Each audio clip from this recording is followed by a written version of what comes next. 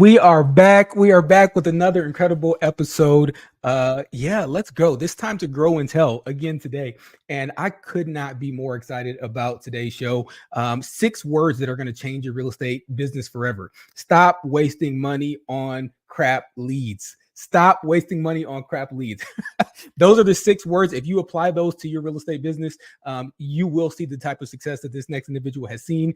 He has done something that is absolutely incredible in such a short period of time that it will blow your mind. So I'm not going to belabor this. I'm going to let him come on and talk about some of his successes, but he has built an incredible team, an incredible organization, and grown just organically through effort and through time, which he'll talk about here in a moment. So I have none other than the YouTube king himself. You've seen his videos, you've seen his commercials. Probably they're annoying because they pop up right before it's something that you actually want to see. He's got these videos. He's the passive prospecting king, the prince of passive prospecting.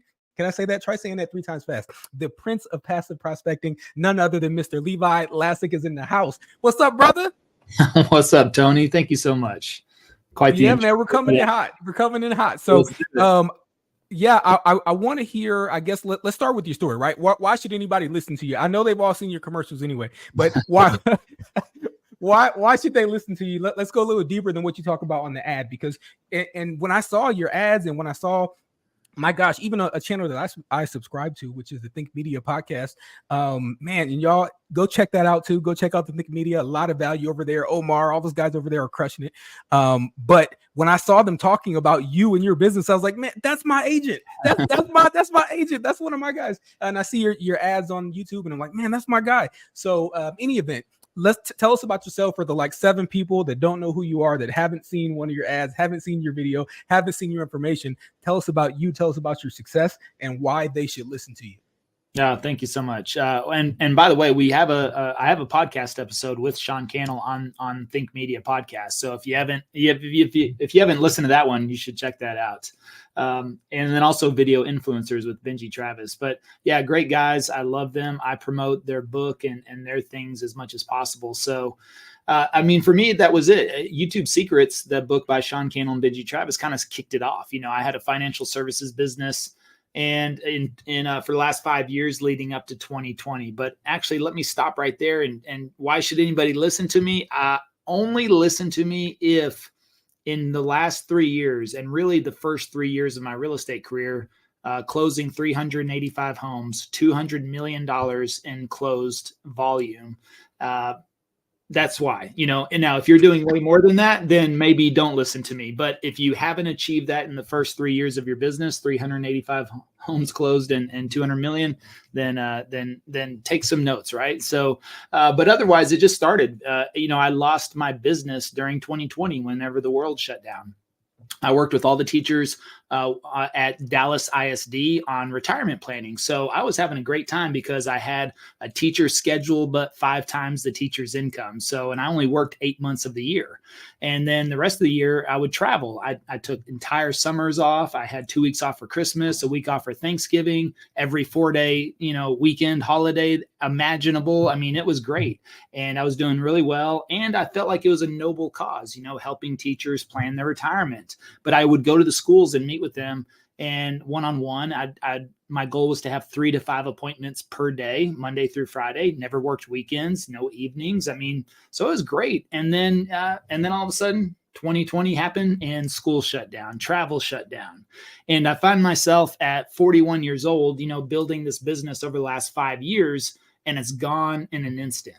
And so I'm sitting there going, okay, well, what's my next move?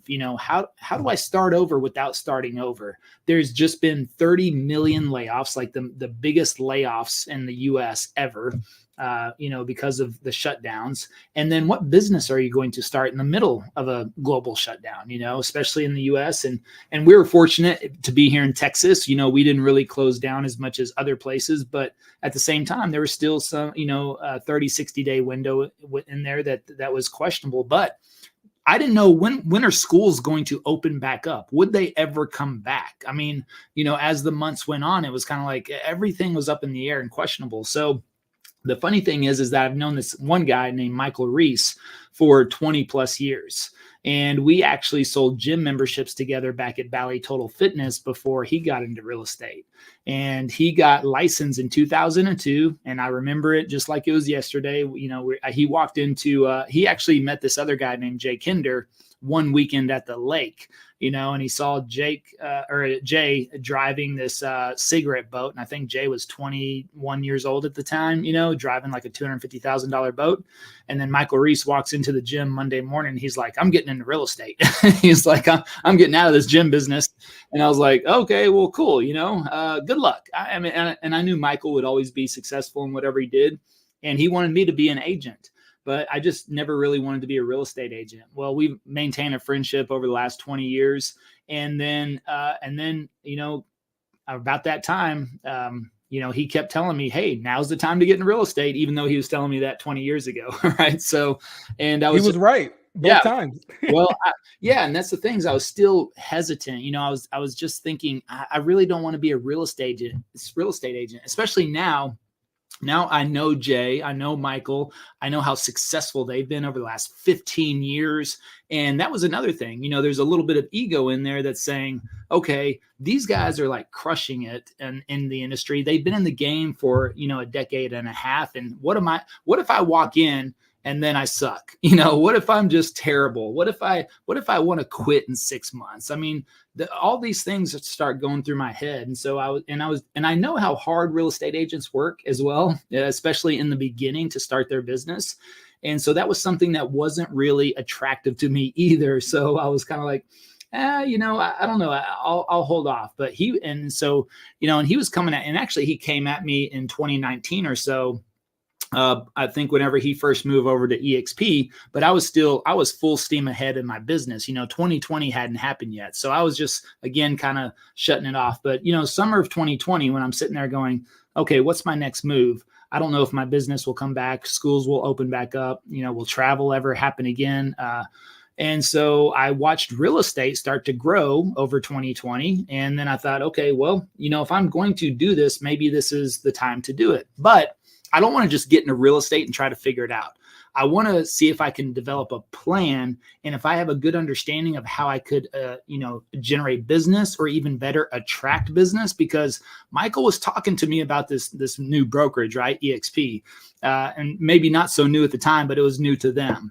And he was talking about attracting agents, and that word attraction just really stuck in my mind. And so, at first I was like, well, he was like, dude, you can come over here. We can, attract some agents. We'll build a business. He goes, you don't necessarily have to sell real estate. And I was like, well, how would I be credible though? I mean, if I haven't sold a home, how would I, bring people over to a brokerage or convince them to switch or something like that? So, but the word attraction really stood out to me. That's what piqued my interest. And so I started thinking about that with real estate. I was thinking, is there a way to attract business? Because the last thing I wanted to do was to go out there and cold call or door knock or make that old Facebook post that says, hey, everybody, guess what? I'm a real estate agent now. Make sure you call me to buy, sell, or invest, So I didn't want to be that person. So I was just kind of like, all right, let me do some research. Let me see if I can figure out a way to attract business. And of course, that's likely going to be social media, especially during 2020, whenever there wasn't, even in Texas. I mean, Texas was not as shut down as other places, but you weren't just going out and having random meetups, right? Networking events weren't happening all over the place. Open houses were still kind of, iffy. So at the same time, it was kind of like, all right, it's probably going to be social media, but which platform? Here's something that I think new agents, new business owners make a pretty big mistake on, is trying to open up every single social platform at once. Usually somebody tells you, hey, congratulations, you're a real estate agent now. Make sure you're everywhere, right? People can see you all over the place. So make sure you open up Facebook, Instagram, TikTok, LinkedIn. Usually they don't even mention YouTube, right? But they want you to open up all these social accounts. And what happens is I believe you end up putting 20% effort across 5 different platforms, and you never really truly understand one platform. So I didn't want to get caught up in that trap. And so I just said to myself, I'm going to see if I can figure out one platform, focus on that platform, see if there's a way I can attract business. And if I'm able to master that platform at some point, then it'll probably be easier to branch off into the other platforms. So after just doing some research, I actually went down the path of Facebook, Instagram, TikTok first, because that's what everybody was telling me to do, right? That's where they were saying the business was. But they didn't really fit well with my personality. I felt like I didn't feel like I was an Instagram person or a Facebook person or even a TikTok person. Something about it just didn't have an appeal to me. And YouTube was really the last choice. But what I do, and I did this on the other platforms, is I'll buy a couple of books first. Usually I'll go onto Amazon, search like bestsellers or newest releases or something like that. And if you do this on any type of subject out there, it doesn't matter. You're going to find a lot of books on that subject. And so YouTube Secrets, this book by Sean Cannell and Benji Travis, Think Media, it popped up there. And I thought, okay, I'll buy that one. And I bought like 7 or 8 other YouTube marketing books. And most of them are not that big anyways, right? They're like 20, 30 pages, little ebooks and things like that. But I read through all of them. But really, when I read YouTube Secrets, I really started to understand that YouTube was a search engine, not a social media platform. And they started talking about principles of the platform and, attracting business. And so attraction really started to bring, come to surface again right there. And so I said, oh, okay, this all starts to make sense. And that's what really kind of led me down that path. And then I thought, you know what, maybe if I can create something on YouTube, then I can attract business. And the other thing is that I wasn't a good real estate agent. Actually, I had zero experience as a real estate agent. So I think that was something else about the other platforms that didn't fit well with me. As I looked at other agents who were spitting out all this amazing knowledge in 1 minute or less, and I was like, well, I haven't even sold a home. I haven't written a contract. I mean, I could read about the VA loan and then regurgitate that information, for a minute, but is that really authentic? Is that really me? So all these types of things were just going through my head. But whenever I started to look into YouTube and realized it was a search engine, and then I started to look at search results, especially for suburbs and neighborhoods around Dallas, and I saw that they had very high search volume, that got me understanding that, people are looking for information on neighborhoods and communities. And guess what? I've lived in Dallas for 20 plus years. So I know the neighborhoods and I know the communities. I don't know how to be a good real estate agent. I don't know how to unlock a lockbox, but I know the communities. I know about the schools. I know about the places to go, things to do, places to eat, communities. I've got friends that live over there, family that lives over there, friends that live over there. I've lived here. I've lived there. I've lived everywhere, throughout Dallas in 20 years. So that's where I started to make content off of the communities and the neighborhoods and kind of telling those stories and talking about it. And all of a sudden, the phone started to ring. And that's how it all just started to snowball from there. And then by the first year, I ended up starting in December of 2020. Released that first video finally. And that's whenever I really got started in real estate. So I took the rest of the summer, like over 2020, and I just researched YouTube, just dug into YouTube, just researched it as much as possible. And then I built a business plan. I built out a business plan, which I don't think most people do that, if ever, for a social media platform, especially starting out. And so you have to treat these platforms like a business. So they'll pay you like a business. If you treat them like a hobby, they'll pay you like a hobby. So I just wrote out a business plan after a couple of months worth of research. And I said, okay, this is how many videos I want to film per week. This is the schedule I want to stick to. This is when I want to publish them. This is the content I want to make. So when I've made 2 or 3 videos, I knew my next step. I didn't know if it was going to work, but I knew what my next step was. I knew the next video I wanted to film. I knew the next neighborhood I wanted to go to, the next community. So I just stuck on that path until something happened, and then all of a sudden within 30 days of starting the channel, the phone rang. And I was like, oh, all right, we got something going here. And within 90 days, we got our first deal under contract. And then by the end of the first year in real estate, we ended up closing 64 transactions, 33.5 million in volume in the first year. From there, second year, we ended up doing 187 transactions. And then, last year we did 137 transactions with 7.5% and 8% interest rates the entire year.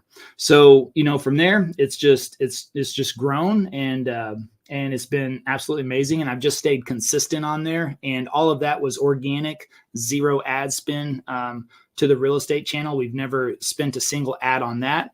You mentioned ads earlier. We run that for, of course, our, we do two-day trainings and some webinars and things like this. Of course, we help other agents do this now. We do run ads on that side of the business.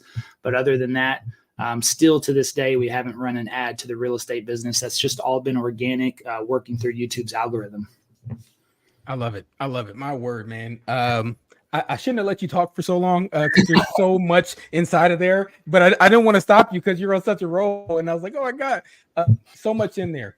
Business plan. Okay, let's go back to that. Tell us about your business plan for, and I imagine there's two, right? So you set up a business plan for this platform, right? So hey, on YouTube, this is what I'm going to do. This is how I'm going to do it. Tell us about that, and then also for your real estate business, right? Because I think that you have a very unique way of looking at your real estate business that most agents never even think about, right? I did when I was an agent, and you're the only agent out of all of the agents I've ever talked to that has also put this into play. And you and I were at a mastermind with some of our top, top agents, and they're also not implementing some of those same strategies that you and I have. But tell us first about the YouTube business plan. Yeah, that was just after studying the platform for a couple of months, I just took a lot of notes, and then you kind of piece it together. So what I started to understand, and you understand this from reading books like YouTube Secrets or YouTube Formula, or even our book now, Passive Prospecting. So the thing is that I watch things. They talk about this stuff. They talk about publishing, frequency, content to make, things like that. So for me, it was kind of like, okay. And looking at my market. So whenever I started, there was maybe 2 to 3 other agents on YouTube and in Dallas. And so I thought, well, first of all, that's nothing, right? That's not even. Oh, well, no, you might as well quit. Just quit. There's already 2 people doing it. You might as well quit. That's what most agents would say. You're right. Let me go call FSBOs with the 2,000 other agents calling the FSBOs, right? So, but yeah, 2 agents on YouTube. It's done. It's over. It's saturated. But I saw 2 agents on there. One had 7,000 subscribers. The other had 5,000 subscribers. So that was the other part of it, was market research, right? And I looked at the 2 main channels, saw what they were doing. First thing I noticed was that each of them only published 1 video a week. So I thought, okay, well, they've got, 100 or 200 videos already. They got 7,000 and 5,000 subs. If I ever want to catch them or even possibly pass them up, because they have a year or 2 or however long ago they started, they already got that head start on me. So if they're only doing 1 per week, what if I did 3 per week? If I did 3 per week, I'm going to triple the output, at least for myself. And I'm going to, at some point, pass them, because I will catch them and I will pass them whenever you're doing triple the volume. And so that was part of the plan, right? And when that came to be, the funny thing was I caught the first channel around the 11,000 mark. So when they went from 7 to 11,000, I went from 0 to 11,000 and caught them around the 11,000 mark. And now I think we're double of what they have. They still publish 1 video a week. I did 3 videos a week for 2 years straight, without any deviation. Now that the channel has momentum and we know a little bit more about what we're doing, we publish a little bit more strategically. But also, here's the thing about doing 3 videos a week, is that got me in muscle memory very quickly. It got me in repetition very quickly. It got me to work out the kinks very quickly. When you're doing something 3 times a week, even like exercising, like if you don't exercise, that often, you start with 3 times a week, you're going to get into motion, right? You're going to start seeing results quicker than doing it once a week. And so that's the same thing with YouTube. Can you do it once a week? Sure. But the growth is going to be low and slow. So that was just, hyper speed is what I felt that was. And then really understanding, how the platform works, so publishing times, being able to read my analytics a little bit, not be over analytical or dive in there all the time, but to be able to look at, watch times, but also when to publish, when is my audience online, all these types of things. YouTube gives you a lot of data. And so all you have to do is just, look at it and make some adjustments on there. So that was it. It was kind of like frequency, content to make. I started researching suburbs. I picked the suburbs with the most search volume. And I ranked them from highest to lowest. And I started with the suburbs with the most search volume. And I said, I'm going to make videos about those suburbs first, right? Instead of the suburbs that I want. Maybe I want to cover an area because it's in my backyard or that's where I live, but that may not be the most searched. So if it ends up being the least searched, is it close to home? Sure. Do you know it like the back of your hand? Sure. Is it going to give you the most opportunity to be seen as quickly as possible? Maybe not, And what I found was I thought Frisco was going to be the most searched suburb. What I found was like Plano, Texas was the most searched suburb and beat Frisco by over 200,000 searches per month. So it made me, instead of making my first few videos about Frisco, I made my first few videos about Plano. I was automatically giving myself 200,000 more opportunities per month to be seen versus making content on what I thought was the most searched suburb. So even just understanding little things like that, piecing it all together. And of course, I could probably talk for a full day about the true business plan. But, those are some of the high level key points that I was looking at and documented, made notes and then put it into place. I love that.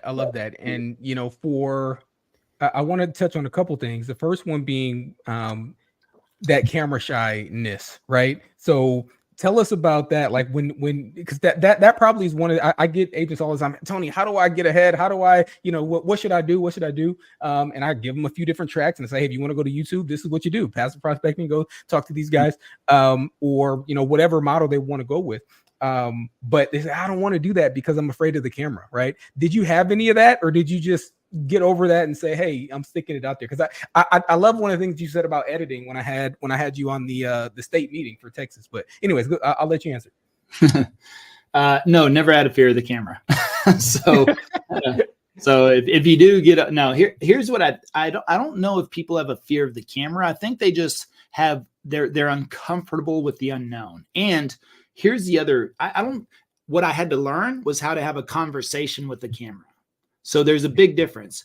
I don't think that people are fearful of the camera. I think they just don't understand how to have a conversation with the camera.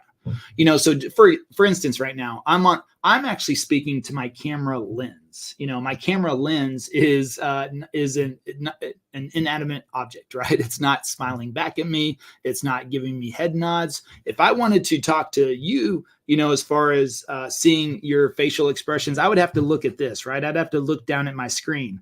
But now whoever's watching this podcast is not going to have any connection with me, right? Because I'm sitting here and I'm talking to you, but I'm talking to you on a screen. But I know whoever's watching this podcast, they're going to feel more of a connection. They're going to have more of an understanding whenever I sacrifice myself, and I'm just hoping you're down there smiling. I'm hoping you're down there nodding your head. And I don't know that because I'm sitting here speaking to the camera, because that's what's best for the viewer. Okay. So that I know that through my experience. And, ideally, you're watching, I can tell you're watching, or looking through the lens as well. Because if I look down, then I can see it. It feels like I'm, making eye contact with you. So when you're in a room by yourself and, and I think that's what most agents, most salespeople are used to. And that's what I was used to before. I was used to watching somebody's facial expressions, having them interrupt me, ask a question, go back and forth. And yes, that can be easy, but you may have not been good at that either in the beginning. Maybe you had to work on that. I mean, that's why people go through sales training all the time, right? To improve that, to get more comfortable doing that. And think about the first time you ever had a sales job or tried to have a conversation to sell a product or service. It probably wasn't 100% smooth. And that's the same thing it is with a camera. You can sit here and the only problem is most of the time you're by yourself. And so if you're by yourself, there's a lot of room to get inside your own head and start talking yourself out of doing things.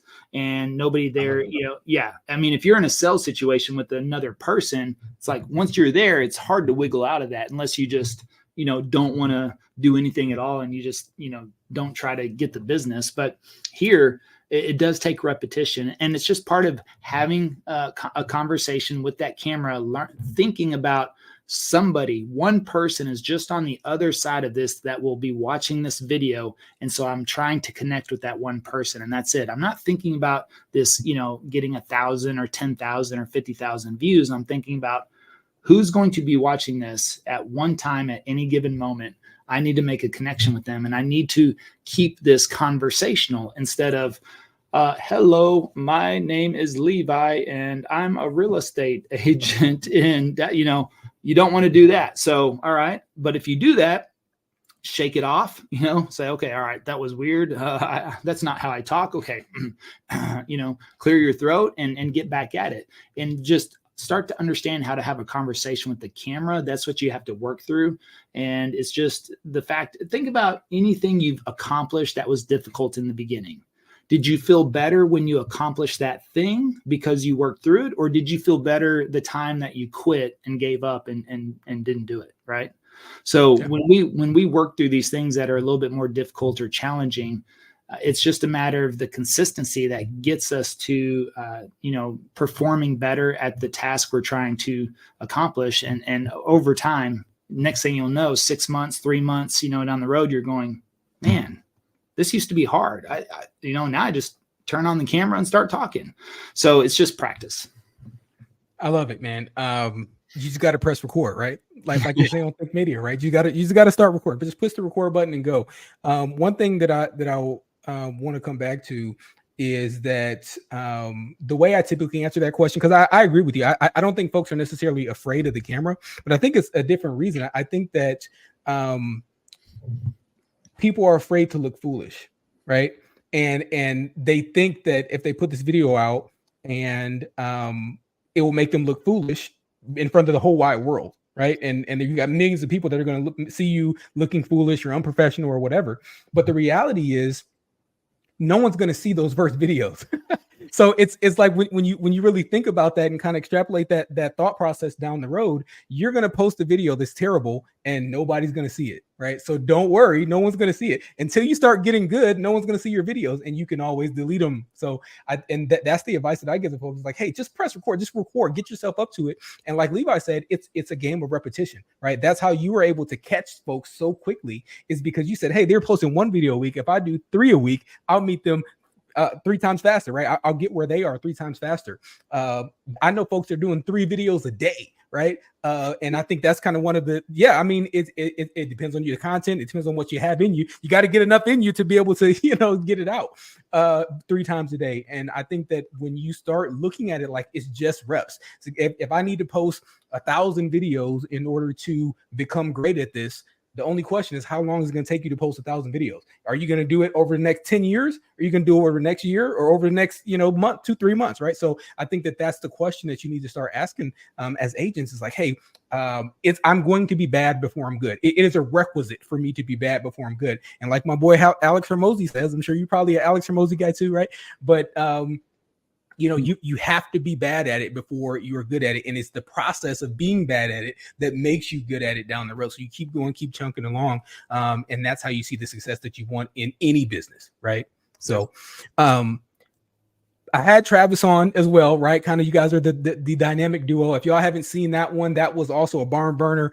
You should check that out. I'll drop the description, or I'll drop it in the description below. But one of the concepts that he was talking about is just kind of the back end, right? And some of the systems and things that you have put in place, because you really run your business like a real estate business. So up until now, we've been talking lead generation. That's important. But I want to transition a little bit into the business model, right? Because you're a true businessman and you run this like a business. So can you talk a little bit about that and because the phone's going to ring, right? And before we get there, right? We got so much stuff. You mentioned that the phone didn't ring for 90 days, right? And I think that that's one of the things that separates you from a lot of folks, is that most people would have not got started, and B, quit. And again, like Alex says, it is unreasonable for you to expect that the phone's going to ring when you post your first video. That is an unreasonable and unrealistic expectation. But that's also where most people quit. The reality is that you keep going and keep posting. And as time goes on, you start to be able to expect the phone to ring. And some people are able to live in that future and not live in the present of, oh, I'm doing this and I'm not seeing the result. Most people quit. And I think that's what separates the truly great from quitters, is the truly great are able to delay that gratification and see the future, although they're going through the monotony. So can you talk about what you were thinking for that 90-day period while the phone wasn't ringing and you're still posting 3 videos a week, 3, 6, 9, 12, like come on, 15? Yeah, that's right. 15. I don't do math in public. Answer the question. Well, it was actually 7 months. So when you think about it, I researched the platform for 2 months, and then I filmed a month's worth of content first. So that was another aspect of my research that I understood, was that most people will film a video, get very excited, and then they publish that video. And then the next thing happens, like life or health or real estate or family. And then they don't publish the next video. And then a week or 2 or 3 goes by, and then they start making excuses of why they couldn't publish that next video. And then they just get out of rhythm very quickly. So I also understood that you don't want to just publish one video and then have inconsistency, because that could kill your channel quicker than anything. So I figured that out in the research. So I studied the platform for 2 months. Then I filmed a month's worth of content first. So that way, whenever I actually published the first video, I was already scheduled for the entire month. And what did that do? First of all, it relieved pressure and stress, because I was a month ahead. But now during December, it allowed me to start filming for January. And so I had a whole month to film a month's worth of content for January. And in a perfect world, you can stay a month ahead on your content. And that way, then if life happens or health happens or real estate happens or family happens and you miss a week, well, guess what? You're still 3 weeks ahead. If you miss 2 weeks, you're still 2 weeks ahead. So now you don't want to wind that down. And for those that have filmed video out there before, when you run out of videos and you haven't filmed the next one, you start to feel that pressure again. You start to be like, oh my God, I'm going to miss my schedule. I got to get something out there. And that it's just not healthy. But also the cool thing about it is that if you're going to go on vacation or a conference or something like that, that's why I don't mind traveling so much. In the last 2 years, we went to 50 conferences, 25 conferences a year. And still ran the business, effectively, because videos were still getting published. They were all scheduled. But what did I have to do? I had to come home for a week and film 2 weeks worth of content. Then I was probably gone for a week, and I'd come back and film 2 weeks worth of content. And so I was always scheduled ahead. Videos were publishing while I was out at conferences, speaking opportunities. Even if I went on vacation 2 or 3 times, last year, and didn't worry about it. Didn't feel like I was losing business. Actually, I was gaining business because the videos were passively prospecting for me all the time while I was gone. So 2 months of research, a month of filming, then publishing for 3 months, before getting that under contract. And then once getting under contract still took 30 days to close from there. So really it took 7 months of work to get the first paycheck deposited in the bank account. So whenever you think about that. So what kept me going was I just committed to myself. I was going to give it a year regardless. Like 1 year, I'm going to give this a go for it, and I should be able to turn over something, but after, within month 3, month 4, month 5, do you start questioning it? Yeah, I did. I did start questioning it sometimes and going, okay, is it worth it? But that's entrepreneurship in a nutshell.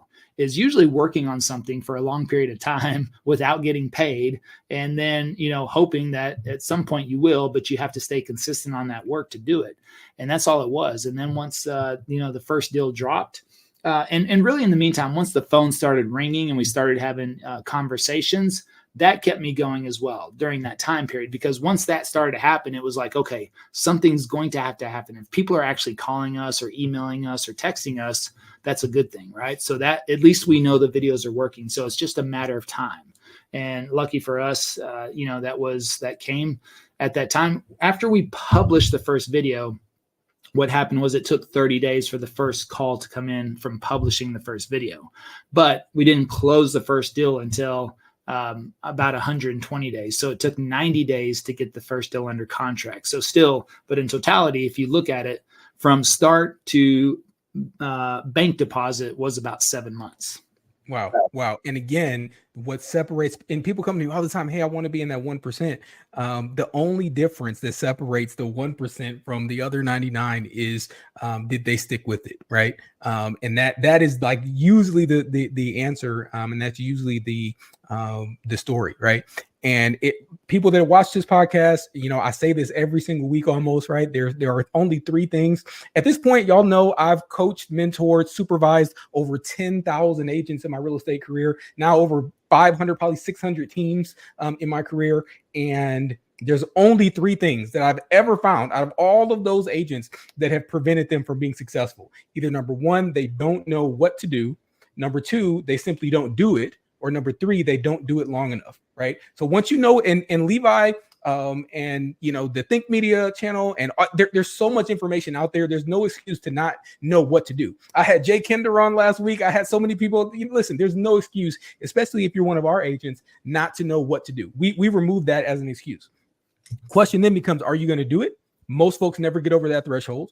And then the vast majority of folks never get over the threshold of doing it long enough to see it work, doing it consistently, and that consistency to make sure that it is actually effective. Again, it's unrealistic to expect that it's going to work on day one. It is not unrealistic to expect that if you do 3 times every week for 7 months, that is going to work. That is a realistic expectation. It has to work, right? So, and another thing that I love to quote is, take the type of action that makes failure impossible, right?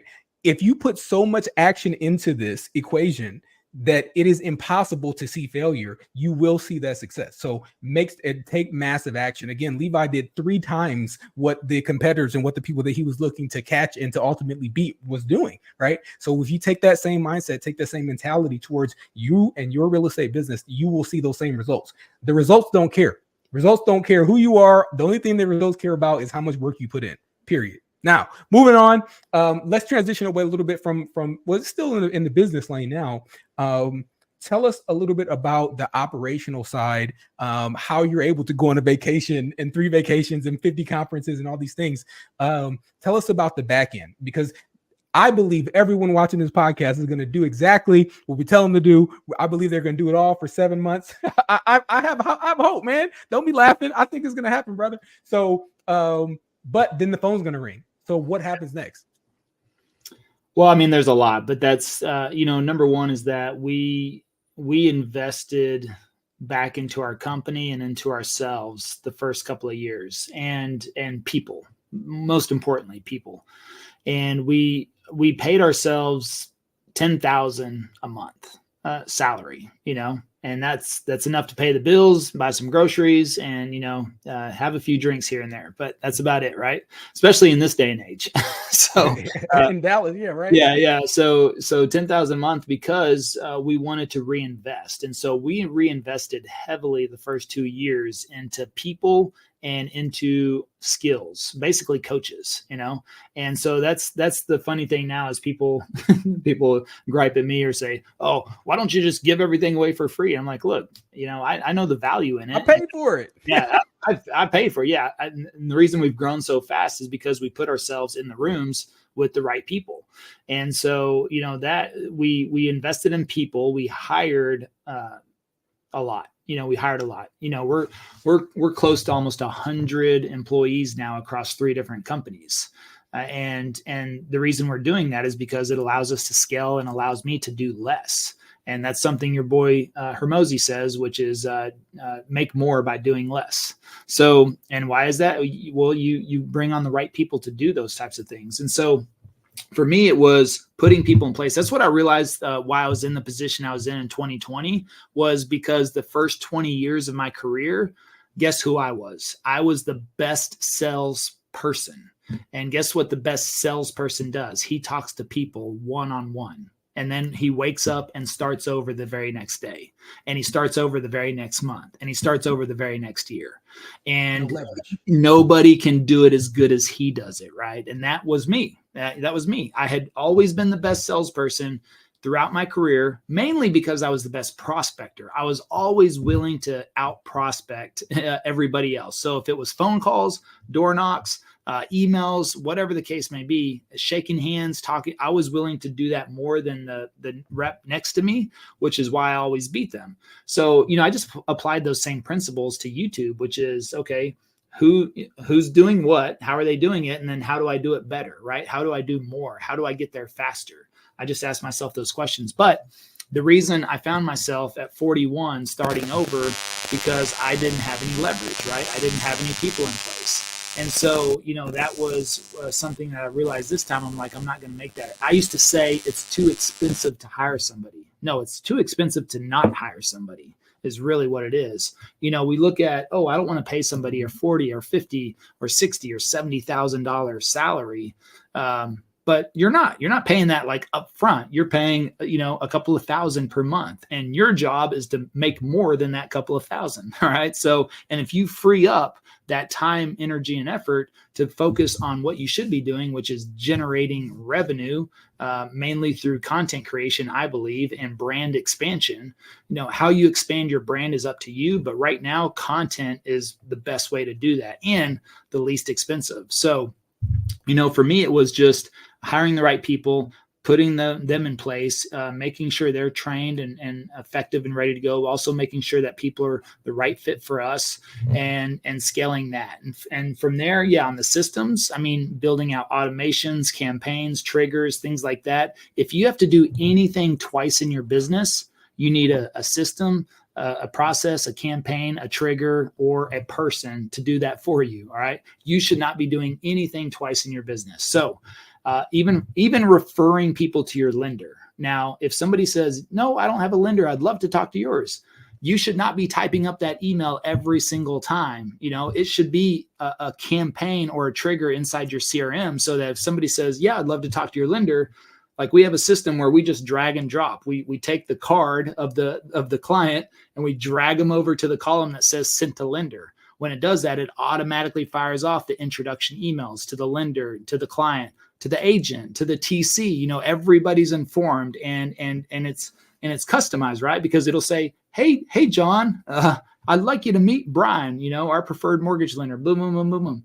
all that. But all I have to do is drag and drop, or have an assistant drag and drop, or a VA or somebody drag and drop, right? So it's very simple to do those types of things, but agents will sit down and then sit there and then type out, this very nicely worded email, referring, and it's just like, that could take 10, 20, 30 minutes.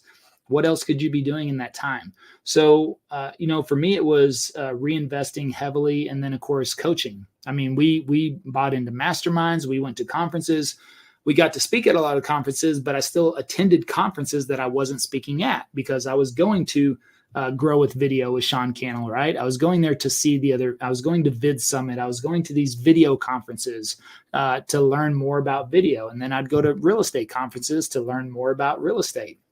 And then I hired business consultants, and that's what got us into how we do accounting and Profit First and these other types of, things that we implement in our business, because we put ourselves in front of the right people and paid for that. And even though we coughed up that money up front, it was the best investments we've ever made. Now, this year, or this last year, and this year going forward, I'm still going to do that, but I'm going to scale it back a little bit. And plus income, has increased. And so now I'm saying, okay, what do I not want to be? I do not want to be a transactional real estate agent in the next 5 years, period. And so, and some say, well, you've been doing it long enough, man. It's been too long. It's been too long. I've been in the business for 3 years. I'm like, I'm over this. I'm over it. And no, that's the reality to it. It's like, why should I do it for 10 or 20 years? Why? The funny thing is I actually got out of production after one house. So I literally have only sold one house personally. And the funny thing is it was new construction. So I didn't even write the contract. So in my 3-year career, I have not even written a contract in real estate. So let that, and you're, you're running the team. Oh my God. Yeah. I'm glad I'm not the broker anymore. I'm kidding. But that's the thing, man. You're freaking crushing it. And I think that if everyone really looks at this like, hey, what do I like to do? What do I not like to do? And what am I trying to do, right? In terms of your business, what am I building something that I can sell? Am I building something that is going to take care of me, or am I building something that I'm taking care of? Right? Am I the caretaker for this business and where I have to constantly be here? Or am I building something that's going to provide for me, provide for my family, provide for my future? And depending on which one of those questions you ask is going to be indicative of what response you get out of that question and what the answer is. So I absolutely love that. So, oh my gosh, I can't believe we're so close to time. Profit first, right? You just mentioned it. Let's go there, right? You and I were at a mastermind not too long ago, and I think that I think it was you that raised a question. Say, hey, who here is using the profit first initiative? And look around, and no one's using profit first, although they should be. So if you're an agent, key into this. This is so important. Explain to us what profit first is and how you use it in your business, as I do. I mean, I think it's ingenious, but you go through it. Yeah, it's funny. I didn't even know you were going to bring that up, but it's that the book's sitting right here on my desk. So I just pulled it out. I read this last year, but I just pulled it out like 2 or 3 days ago because I was like, you know what, I want to check on something real quick. And anytime I read a book, I go through and I underline and highlight, and so that makes it easy reference for me to go back to. If I was like, hey, I'm going to go back and check out one little thing, and I was able to pull that up. So. I mean, one of our business consultants that, we hired an operational business consultant because that was it. I mean, we wanted to get things structured in place, SOPs, flow charts, organizational charts. They helped us develop our purpose, our core values. I mean, that's something very simply right now. If you're a team or a broker, even an individual agent, you need to develop your purpose and your core values, because if you're solo right now and you plan to possibly have a team down the road, you need to hire and fire based on your core values. And so it's going to make life a lot easier versus just like, oh, this is a really good salesperson or I'm going to hire them. Well, if they don't align with your core values, you're going to have a problem. You're going to butt heads down the road. So they turned us on to profit first. And, the funny thing is that before, whenever I had run things, I was always paying the bills first, and then taking the scraps left over. And, profit first is really categorizing your income into, 5 major categories. So you have a revenue account, you have an OPEX account, operating expenses, you have taxes, you have owner's comp, and you have profit. And so, it's taking every revenue that you get. And of course, being in real estate, if you close 10 transactions, you've got 10 deposits throughout the month. And if you're undisciplined, it's like Christmas every time you get a check, right? A lot of people will find themselves in trouble, especially when it comes to tax time, right? Because they didn't set that money aside. So, I know people talk about, you can go and Google 2024 tax brackets, but that's really not the case. You basically will pay an averaged tax, and you can estimate that. And Profit First talks about like 15%.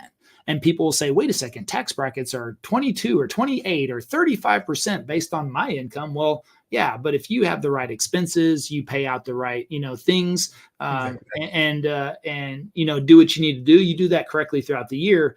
You're probably going to pay around 15%, if that. I think last year we paid an effective tax rate of about 10%.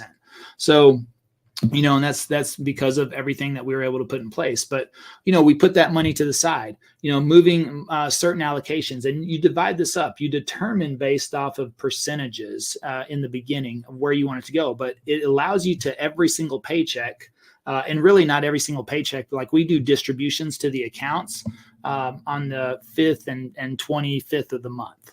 So, we look at that, and whatever's in the account, say there's $50,000, or let's say 100,000 for easy math, 15% is going to go to taxes. So automatically $15,000, boom, goes in the tax account. And you have to actually open up these additional accounts in your bank. All right. So we move 15% there. We have owner's comp, maybe that's 20%. So we'll move $20,000 there.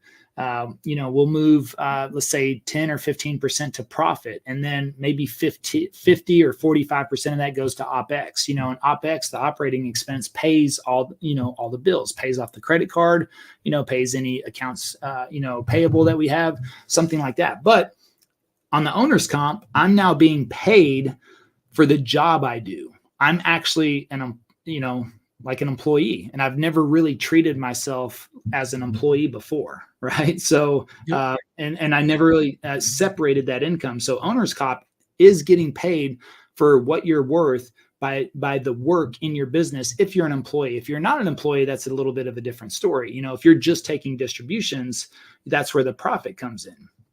And so, for us, the profit account gets paid out quarterly. So now we have owner's comp to be able to pay myself and Travis each month, but we have a profit account that we're, pulling this money out of and putting it aside and able to pay ourselves a quarterly bonus. But on top of that, we've incentivized our COO and our CMO, our Chief Marketing Officer, and our Chief Operating Officer. We actually cut them in at 10% each of the profit account. So now they're driven by the operation. Incentivized by the operations, by operational excellence and marketing excellence to drive profit as high as possible, because guess what? They're going to get a piece of that pie. And so, this last quarter, it was really nice to be able to, pay them $30,000 each on top of their regular pay, and that's, makes them happy because they made you so much, right? They made, that $300,000, right? Because, if you're saying 10%. So, no, I think that's absolutely incredible. And to maybe help simplify it some, because it sounds complicated, right? When you try to explain it, it can sound complicated, but it's so easy. And I want you to key into a couple of things that Levi just said. You're only doing this twice a month, right? So you're doing it at the beginning of the month or at the middle or the end of the month, only twice. So you take in all of the things that are in the income or in the revenue bucket, and then you disperse it, right? And you only do that twice. So it's actually a lot less work than what you're probably doing now. So you take everything that's in that revenue, and then you start chunking it out. Okay, I got operational expenses, and you set up the percentages, right? So this is something that you are in control of, as opposed to, hey, I got bills, right? Money came in and I got bills. Money came in and I got bills. Oh, I guess there's nothing left, right? When you are intentional and you tell your money where to go, you tell yourself, I'm going to spend this % on operational expenses. And by the way, that gets you looking at your marketing budget. Like, hey, I really need to tweak this. Do I need this technology? Do I not? And you'll be interested where you find money that wasn't there before. And then what I love as well about the owner salary account is the fact that now you created something where your business, as I mentioned, is taking care of you now, right? So it's not you and your business are all intermingled and I am my business and this whole notion. No. You should not be your business. Your business should be separate, and your business should be providing for you. You decide the percentage that you want your business to provide for you. And then again, taxes and obviously all these other accounts you set up. But remember, you're only doing this twice a month. And it gives you such a strong peace of mind. And you're not on this constant emotional roller coaster and this financial roller coaster that I see over and over again with agents. And it's a financial roller coaster that hits a brick wall when tax season comes. So don't be like, it doesn't have to be that way. I would encourage every single person on this call, get that book Profit First and apply those principles. All right. So as we wrap up, again, thank you so much for your time. I promise to be respectful of that because I know you got stuff to do. How can folks reach out to you? I know you got passive prospecting. That's still a thing. You're doing webinars, you're doing, trainings. What are you selling, right? How can somebody learn from you more, tap into you? We only had an hour here. How does somebody get more Levi in their life, which everybody needs? Well, the least expensive option you've got is to go to book.passiveprospecting.com. You can get a copy of our book, Passive Prospecting, for $2.95. All right. So that's a great place. No excuses. Yeah. No excuses. Come on, y'all. So start there.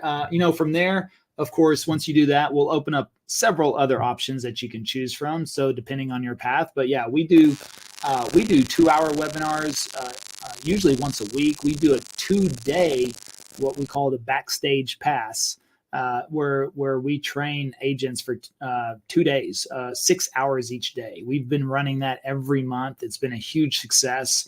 We've got courses, programs, all kinds of stuff. But yeah, if you want to start somewhere, start with $2.95 with the book. And really, I wrote the book for all entrepreneurs. If you're a real estate agent, it's going to really resonate with you because we're agents. But if you're an entrepreneur, the book is written in a format that you can apply it to any business, the fundamentals, the principles, the process, all of it. And so it's the least expensive way to invest in yourself and your business for $2.95. So yeah, I would start there, book.passiveprospecting.com. I love it. And that's for everybody, right? But even with EXP agents, they got a kind of special kind of gig, right? So what do you got for EXP agents? Yeah, well, actually we do. So if you go to exp.passiveprospecting.com, you can learn more about that. Yes, we've been fortunate to partner with EXP on some of our programs. And so they've provided a significant discount to EXP agents. So yes, great. Thank you for reminding me that. Yeah, so that's great. Yeah, no, EXP. Well, the thing is that normally, I'm on a lot of podcasts, and nobody ever really asked me about EXP, right? And so that's the thing, is why I usually don't mention that, because I'm on a lot of other brokers and real estate agents podcasts that are not with EXP, so they don't like to bring that stuff yet. up. So yeah. They're not over there yet, but exp.passiveprospecting.com. And you can watch our free training there. And yes, EXP has extended a significant discount to EXP agents. Love it. Love it. All right. Thank you again so much, Levi. You're the man. Keep doing what you're doing. You're freaking crushing it. Anything I can do, obviously, that our staff here at EXP can do to help you, we got your back. Let us be the wind in your sail. But if you need it, man, you're a freaking motorboat, right? But keep doing what you're doing. We love you. We support you. And we're here for you. Everybody else, we love y'all. If you hit me up, y'all know where to reach me. The Tony D King on everything, right? So I'm on LinkedIn and Facebook and whatever else. Hit me up. EXP agents, workplace chat. You know how to get me too. Hit me on workplace chat. I'm happy to chat with you, help your business grow. Anything I can do to support that, let me know. That's it. Thanks, y'all.